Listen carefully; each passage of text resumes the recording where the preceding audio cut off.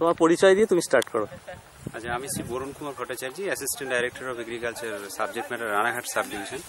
আজকে যেটা আমরা এখানে আমাদের রানাঘাট 1 নম্বর ব্লকে ওয়াটার ম্যানেজমেন্ট রিসার্চ স্টেশন রানাঘাটের সামগ্রিক ব্যবস্থাপনায় যে এখানে সুধা বা system of acid rice production, যেটা সার্ফ বলা হচ্ছে, তার যে ডেমনস্ট্রেশন হয়েছে সেই প্লটগুলো আমরা ভিজিট করলাম।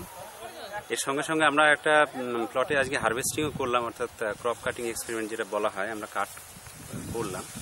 তো আমার যেটা ব্যক্তিগতভাবে আমার যেটা মনে হয় যেটা হচ্ছে যে এই যে প্রযুক্তির যে খুঁটিনাটি বিষয়গুলো এখানে চাষিদেরকে বুঝিয়ে এখানে যে ডেমনস্ট্রেশনটা করা হয়েছে, সেখানে কিন্তু এর যে ফলাফল, সামগ্রিকভাবে এর ফলাফল খুব আশাব্যঞ্জক।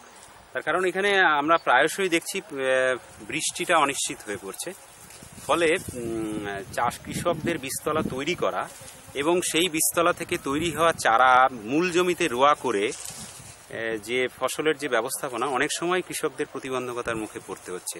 অনেক সময় যথাযথ বৃষ্টি না পাওয়ার ফলে সিজনটা পিছিয়ে যাচ্ছে, বীজতলাতে চারার বয়স বেড়ে যাচ্ছে, ফলে সামগ্রিকভাবে শেষের দিকে দেখা যায় যে একটা প্রোডাক্টিভিটি এবং প্রোডাকশনের একটা বড় ঘাটতি লক্ষ্য করা যাচ্ছে। সেই জায়গায় এই যে প্রযুক্তি, এই প্রযুক্তির নিরিখে এখানে বেশ কিছু এখানে প্লট আমরা ভিজিট করলাম। তাতে আজকে যেটা ক্রপ কাটিং হলো সেখানেও আমরা দেখলাম খুব ভালো আশাব্যঞ্জক। আমরা ক্যালকুলেশন করে দেখেছি যে প্রতি গুচিতে যে পাশকাঠির সংখ্যা, এবং সবচেয়ে বড় কথা যেটা হচ্ছে যে কার্যকরী পাশকাঠি, যতগুলো পাশকাঠি রয়েছে সেগুলোর ম্যাক্সিমামই কার্যকরী পাশকাঠি, এবং সেই কার্যকরী পাশকাঠিতে যে দানা রয়েছে অর্থাৎ ফিল্ড গ্রেন, সেটাও কিন্তু খুবই আশাব্যঞ্জক।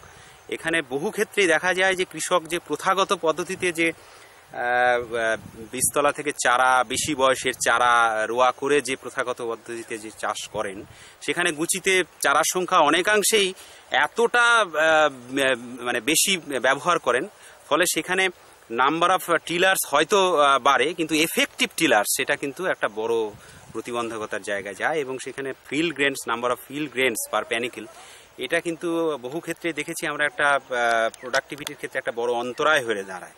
তো সেক্ষেত্রে এখানে যে একদম পুরো 30 days আফটার শোয়িং থেকে শুরু করে up to 55 days after showing, মানে 55 ডেজের যে সিডলিং, এজেড সিডলিং যে ট্রান্সপ্লান্ট করা হয়েছে MTU 7029 এর ক্ষেত্রে, সেটা কিন্তু আমরা পরীক্ষা নিরীক্ষা করে দেখলাম যে এখানে পাশকাঠির সংখ্যা এবং প্রতি পাশকাঠিতে যে কার্যকরী যে ফিল্ড গ্রেনস, সেগুলো কিন্তু খুবই আশাব্যঞ্জক। আমার মনে হয় অদূর ভবিষ্যতে এই অনিশ্চিত বৃষ্টিপাত এবং এই যে আবহাওয়ার খামখেয়ালিপনা, এটা নিরিখেই যে প্রযুক্তির বিষয়টা, এটা কৃষকদের কাছে সত্যি গ্রহণযোগ্য হবে, এবং আমরা খুব আশাবাদী। ধন্যবাদ।